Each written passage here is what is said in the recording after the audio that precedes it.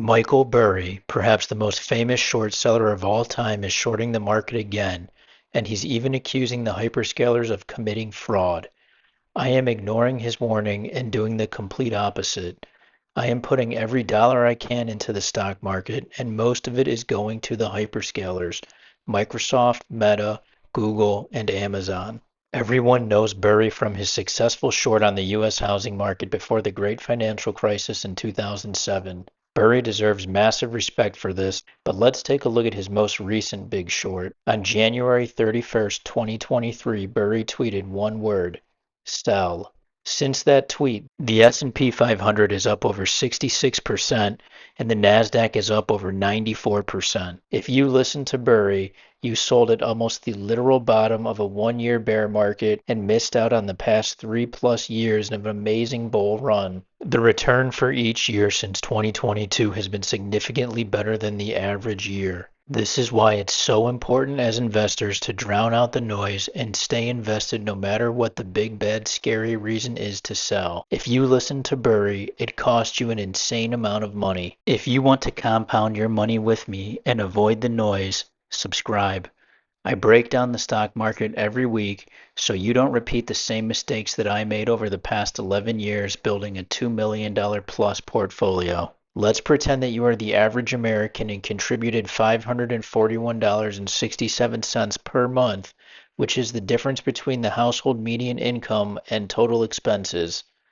With a starting portfolio of $10,000 invested in the S&P 500, you lost out on $36,000. If you had a $1 million portfolio, you lost out on $630,000. And if you invested in the Nasdaq, the dollar amount is even more staggering: $121,000 lost if you had a $100,000 starting portfolio, and just shy of $1 million lost if you started with $1 million. Let's look at the three biggest companies in the world.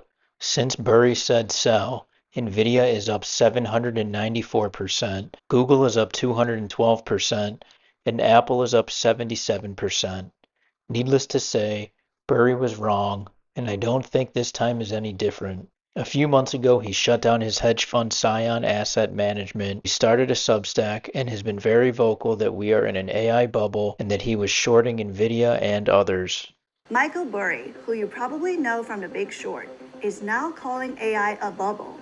A recent filing shows that at the end of September, he was betting against two of the biggest AI winners, Nvidia and Palantir, and it's gotten some attention. As far as I can tell, the two companies he's shorting are the ones making all the money, which is super weird. Like, the idea that chips and ontology is what you want to short is bat crazy. Burry has said that he is shorting Nvidia because it is the purest play on AI, and that Nvidia is dangerously reliant on hyperscaler spending. He went on to say, I do not see how that math works. Nvidia could sell about $400 billion worth of chips this year, while there are less than $100 billion in application layer use cases. The crux of Burry's fraud argument is that the hyperscalers are purposefully using deceptive accounting principles to inflate their earnings. The companies have lengthened their depreciation of semiconductors from 3 to 5 years to 5 to 6 years. He believes that the chips will be obsolete in 3 years and that the hyperscalers will be forced to refresh their tech faster than their accounting models predicted. Tech CEOs argue that while the older chips may not be used for training, they aren't just thrown away either. They are moved down the stack and used for inference, and that they may actually be useful for 7 to 10 years, not 5 to 6. Burry himself even admits in his tweet that this is common in today's accounting, so I don't really see how this is that big of an indictment on the hyperscalers. But I do see how it's good news for Nvidia, and a pretty good reason not to short the stock. Their technology is improving so quickly that the hyperscalers can never stop buying new chips. But Burry thinks that Nvidia is a modern-day Cisco and that we are way overspending in supplying the AI build-out. He thinks that the demand is not actually there and that one day Nvidia's growth will stall. To me, comparing Nvidia to Cisco is kind of lazy. Sure, Cisco was the technology leader in a revolutionary period just like Nvidia, but the stock was trading at a forward PE of 220. Nvidia is trading at a forward PE of 21. In March of 2000, Cisco had a revenue of 18.93 billion for the trailing 12 months. Compare that to Nvidia's 215.94 billion. Cisco had a trailing 12 months profit of 3.91 billion and Nvidia is at 153.46 billion. Comparing these two companies is like comparing Michael Jordan's Bulls of 95 to some random local high school. The hyperscalers are certainly the biggest customers for Nvidia, but that's just because they are the biggest, best, and most profitable companies in the world, and they need Nvidia tech to stay ahead. Also, don't forget that they are not the only ones buying Nvidia chips. There are entire countries like Saudi Arabia, UAE, and Japan that are building their own sovereign data centers. There is a reason why almost every single company involved in the AI build-out is effectively sold out through all of 2026, and in some cases well into 2027. There is an insatiable demand. I remain bullish on Nvidia, and I have been buying it throughout this sell-off. If you are a retail investor like me, Burry's AI bubble warning is more harmful than helpful. Don't be scared out of investing in the stock market just because the experts say that you should be. Stocks go up and down every single day, but in the long run, they are up more than they are down.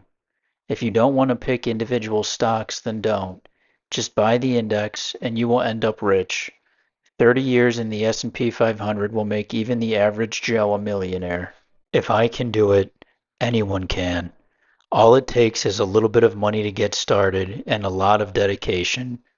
I started my stock market journey a little over 11 years ago with just $200 and my portfolio was now worth almost $2.3 million. The worst thing that you can do is delay getting invested or sell out because you are worried about what Michael Burry is doing or a war or a recession. Always remember the quote from legendary investor Peter Lynch. Far more money has been lost by investors preparing for corrections or trying to anticipate corrections than has been lost in corrections themselves. Think back 1 week ago to a time when the market was gripped by extreme fear. The price of oil was through the roof and the war seemed never ending. Now, oil is retreating, although it has a long way to go, and we have a peace treaty. No matter how tenuous it is, there is a treaty. The market is now basically flat for the year, and we bounced almost 10% in just 1 week. I was buying little by little on the way down and on the way up, and I hope you all were too. I am going to do a full portfolio breakdown slash update next week, so make sure you are subscribed to the channel if you want to see it. Alright, that's it for this time. Thanks for watching, and I'll see you next week.